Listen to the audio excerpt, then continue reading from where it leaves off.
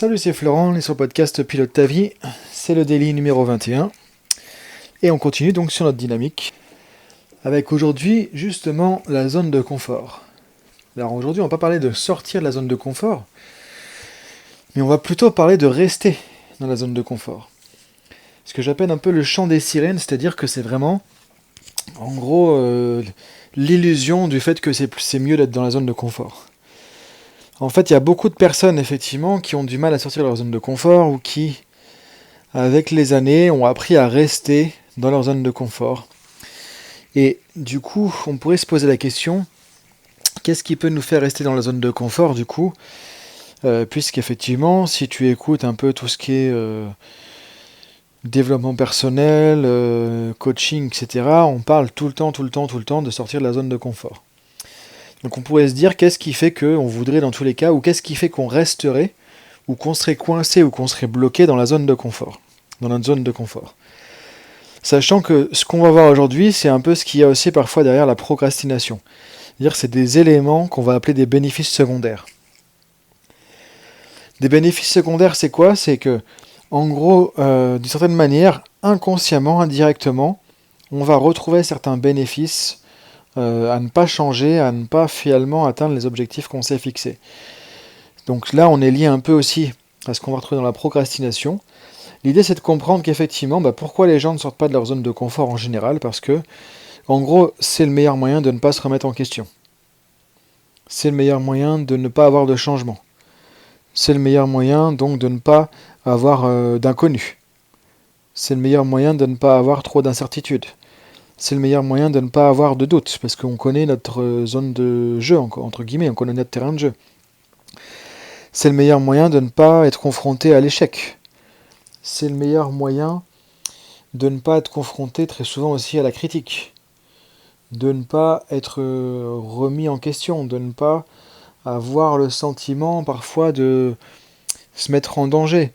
C'est le meilleur moyen aussi de ne pas se sentir parfois dévalorisé, parce que quand je fais quelque chose, si c'est un échec, je le prends personnellement et du coup je me sens dévalorisé, donc je me sens mal, etc., etc. Tu vois, il y a toute une chaîne de logique derrière qui se met en place. Donc, très souvent, guidé par la peur, qui est l'émotion clé de la zone de confort, en fait la peur d'en sortir, c'est-à-dire qu'en gros on est au chaud près du radiateur, on est très bien là, on se dit mais pourquoi je m'éloignerai du radiateur ? Je risque de plus avoir assez chaud. Donc je reste près du radiateur. Pourquoi je m'éloigne du radiateur alors que du coup je suis très bien ici ? Je suis sur ma chaise, au coin du feu. Pourquoi j'irai voir dehors au risque de prendre froid, au risque d'attraper un rhume ? Est-ce que je serai assez couvert si je vais dehors, etc. Tu vois ? C'est une métaphore, mais c'est tout ça qui joue. Donc c'est pour ça que malheureusement, après encore une fois, il n'y a pas de jugement à porter.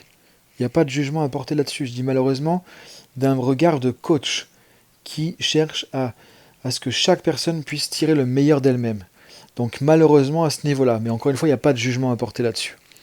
Malheureusement, c'est dommage du coup parce que ça veut dire qu'il y a énormément de gens qui ont plein de potentiel, qui vont ne pas les sortir, ne pas les exploiter, ne même pas les tester, les essayer, les considérer, parce qu'elles vont rester dans leur zone de confort. Et c'est le chant des sirènes, parce qu'en fait c'est une douce illusion. On est bien à côté de la cheminée, à côté du feu, mais je veux dire, c'est pas l'hiver toute l'année non plus. À un moment donné, c'est pas forcément si bien que ça de rester au coin du feu, ou de rester à ce niveau-là. Et c'est pas forcément là que, du coup, on va découvrir des nouvelles choses non plus.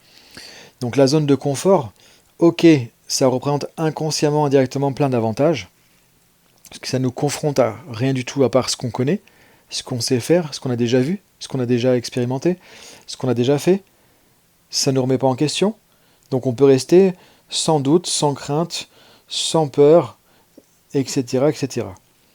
Mais en contrepartie, effectivement, quand on reste toute notre vie dans une zone de confort, on peut dire au revoir à nos objectifs, on peut dire au revoir à notre vision de la vie, on peut dire au revoir à notre évolution, on peut dire au revoir au changement, on peut dire au revoir à la nouveauté, on peut dire au revoir à la vie en général. Parce que franchement, la vie, c'est le changement. Et la clé, c'est-à-dire l'être humain, pour vraiment pouvoir arriver à gérer sa vie au mieux de manière épanouissante, encore une fois, sans jugement à porter si on ne le fait pas, c'est d'arriver à s'adapter le plus possible au changement, à évoluer vers son plein potentiel. Et ça veut dire que forcément, on va être dans l'incertitude, on va se confronter à ses peurs, on va se prendre des échecs dans les dents entre guillemets, on va rebondir, on va avancer, on va faire des choses qui marchent moins bien, on va être critiqué, on va avoir du doute, on va avoir des craintes, on ne saura pas quoi faire, etc., etc. Ça, c'est juste la vie de tous les jours. On ne peut pas prévoir les choses. Ce que disait le Bouddha, justement, la seule chose qui ne change pas, c'est le changement. Et la philosophie bouddhiste est basée sur différents éléments clés, dont l'impermanence de toute chose. Ce qu'on enseigne dans le bouddhisme, en fait, alors je connais bien parce que c'est une philosophie de vie que j'ai intégrée il y a maintenant, je dirais, ça doit faire 20 ans, un peu plus de 20 ans. J'ai fait beaucoup de retraites de méditation bouddhiste. En fait, c'est quelque chose qui a changé vraiment ma vie personnelle et ma manière de voir les choses. Et c'est vrai que dans le bouddhisme, on parle beaucoup de l'impermanence des choses. C'est qu'il n'y a rien de permanent. La seule chose qui est permanente, c'est le changement. C'est-à-dire que tout change, tout évolue en permanence. Donc, on ne peut pas s'accrocher aux choses comme elles sont, puisque de toute façon, elles vont changer, elles vont évoluer.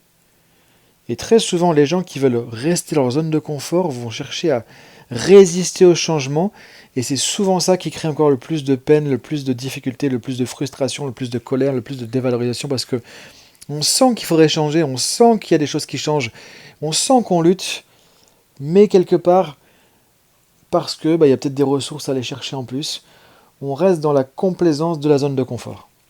Parce que c'est plus simple comme ça finalement. Et c'est pour ça qu'il y a des coachs, qu'il y a des thérapeutes, qu'il y a des consultants, qu'il y a des formateurs, qu'il y a des gens qui peuvent t'aider et te guider, t'accompagner pour sortir de ta zone de confort justement, parce que sinon effectivement, quelque part, tu vas mettre ta vie en noir et blanc alors que tu pourrais avoir de la couleur. Moi, c'est mon point de vue. Et en tout cas, et encore une fois, il n'y a pas de jugement à porter là-dessus, c'est chacun à son propre point de vue. Et aujourd'hui, effectivement, je voulais attirer ton attention sur le fait que voilà, la zone de confort, elle nous berce d'illusions, parce qu'en fait, si on veut vraiment vivre sa vie, être épanoui, on est obligé de changer, on est obligé de se remettre en question, on est obligé d'apprendre. Il y a quelques années, on pouvait se dire, ne serait-ce que dans la vie professionnelle, j'ai un boulot, je reste dans mon entreprise pendant 40 ans. Aujourd'hui, personne ne peut dire ça. Il y a même des métiers qui disparaissent, des nouveaux métiers qui se créent chaque jour. Personne ne peut dire, je fais un copier-coller pendant 40 ans dans ma vie personnelle, professionnelle. Ça marche pas, ça marche plus. Parce que, en plus, on est dans un monde où tout va très vite. Donc le changement, il est exacerbé, il est omniprésent, encore plus que par le passé. Donc la zone de confort, c'est justement quelque chose qu'on doit, on doit s'adapter d'une certaine manière à quitter notre zone de confort régulièrement. Je dirais avoir un pied dans la zone de confort, un pied à l'extérieur en permanence. Ce qui fait que on a un pied sur des solides, on a un pied sur des sables mouvants, et on avance comme ça, finalement, en gardant l'équilibre. Ce que disait Einstein aussi, la vie c'est comme une bicyclette, si on n'avance pas, on perd l'équilibre. La vie c'est comme une bicyclette, si on n'avance pas, on perd l'équilibre. Ça c'est une citation qui m'a aussi souvent marqué. Donc je t'invite à réfléchir à tout ça, à cogiter là-dessus, et je te dis à demain pour parler de sortir de sa zone de confort justement. Tant qu'on y est, allons-y. À demain, salut!